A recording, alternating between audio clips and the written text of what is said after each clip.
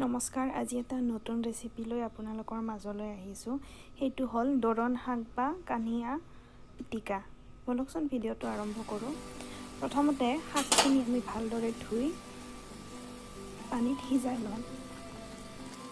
এই শাকবিধ এনে খাবলৈ তিতা হয় ভাজিলে, কিন্তু এনেকৈ যদি পিটিকি খাওঁ সেই তিতা ভাৱটো নোহোৱা হৈ যায়। আৰু শাকবিধ আমাৰ স্বাস্থ্যৰ কাৰণে খুবেই উপকাৰী।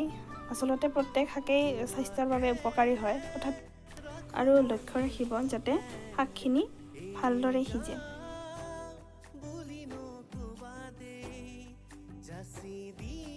শাকখিনি সিজাই লোৱাৰ সময়ত আপোনালোকে ইচ্ছা কৰিলে নিমখ দিব পাৰে।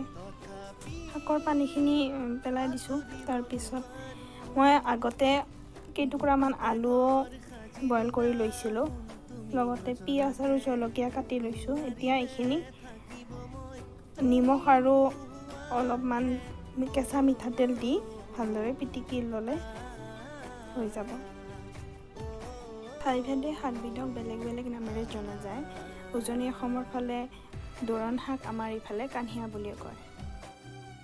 বহুত গৰম আছিল বাবে মই চামুচেৰে প্ৰথমতে আলু আৰু শাকখিনি মিক্স কৰি লৈছোঁ। তাৰপিছত মই এইখিনি হাতেৰে পিটিকি ল'ম।